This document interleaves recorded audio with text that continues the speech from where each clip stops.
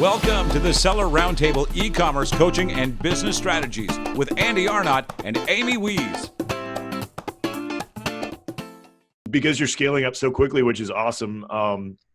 How are you? Do you have systems in place? Like, how are you kind of handling that? Because I know that, for me, we dabbled in the EU, and Amazon keeps bugging us to expand to like Japan and all these other places. I literally get emails every day like, you've been invited to Japan marketplace and all this stuff. And I want to do it, but for me, I'm also running a software business and doing a bunch of other things, and I'm scaling up for my European and my all the other marketplaces. But what are all these VAs using processes, or like how are you offloading? You're saying that you're offloading a lot of stuff, so I'm just curious on how you're doing that, because for me, I know I'd like to know more. Basically, what I do is I'll list it on eBay. I do then the VA will copy it from eBay to Amazon. Then if it sells well there, I don't really put too much money into pay-per-click or anything. I can get it organically, but I test a lot and double down what works. And then when it goes on the Amazon UK, then the VA, he lists it in Amazon UK, then he converts it to fulfillment by Amazon. Then he starts translating it to France, Italy, Spain, Germany. And, then we just send it on, then it buffers the stock across 4 marketplaces. So it's not too much work. If you have a VA to do it, and he knows what to do, it's just giving an ASIN and say, listen, translate that. And then once it's translated on the 4 sites, Amazon picks it up, and, it just goes on to Pan EU. So it's really not that much work involved in your end, but you got to trust your VA and, know that he's doing a good description and a good translation. So when you're going to Japan and stuff like that, it's probably harder because you need to ship directly to Japan, but the UK, as I say, you can use Pan EU, so it kind of does give you almost as much as the marketplace as you do in the USA. I think it's roughly 300 odd million in the total of Europe, which is the same as USA, and it probably has a lot less competitors as well. Right. That's definitely what I've heard and seen. The other quick question is, so are you using machine translation or is the VA, or did you hit the VA jackpot and find someone who speaks 4 different languages? No, I would imagine it's machine, I would Okay. imagine, it's definitely not, it's a guy and they're doing it. I'd say it's machine, but my stuff's by far, by no means perfect, but it does Sure. work. I'm just trying to get, what I'm trying to do is trying to get kind of a bigger net around everywhere. Right. And when I've kind of spread that net far enough, I'll tighten down and then start getting, somebody that speaks a local language. You look at it and say, listen, that's wrong, that's right. Change this, change that. Sure. But it's kind of more growth now at the minute. And then, as I say, when that's done, I can, use my time more efficiently, and worry about the quality more. I'm trying. I'd be more prolific than perfect. That's the way I will work it. Some people get stuck with a perfect and they just don't move.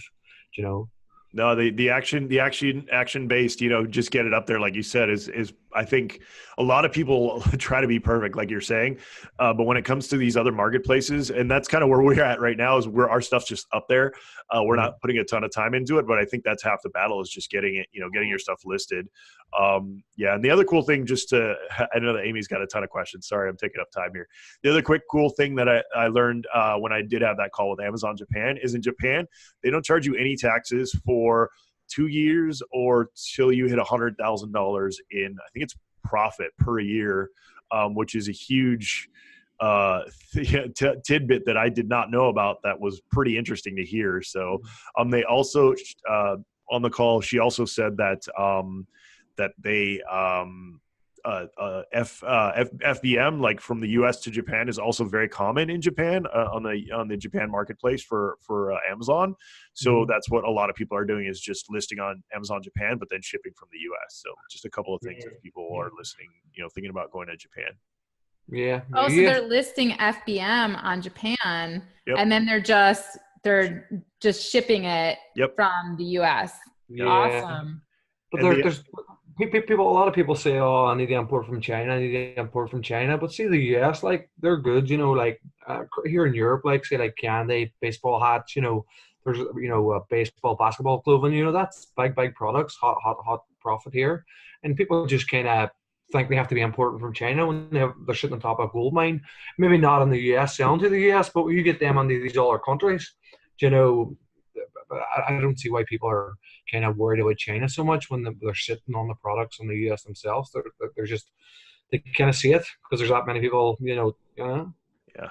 No, I definitely think the tariffs are a good thing in the sense that I think people are really starting to look at other places. Like, I mean, you can look at like Pakistan, India. There's a lot of places, especially with like textile, like stuff that you're talking about, where people can start looking. And I think people are going to get more creative. It's just like the water flows down. If people need to get those products for a good price and they're getting nailed by tariffs in China, people are going to, start looking elsewhere, which I think in general is going to be a good thing in the long run.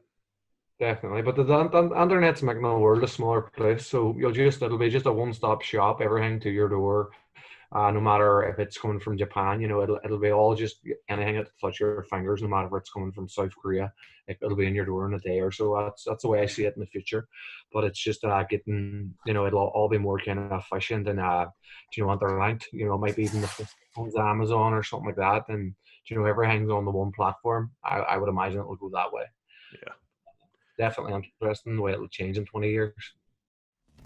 Thanks for tuning in. Join us every Tuesday at 1 p.m. Pacific Standard Time for live Q&A and bonus content after the recording at SellerRoundtable.com. Sponsored by the ultimate software tool for Amazon sales and growth, SellerSEO.com and AmazingAtHome.com.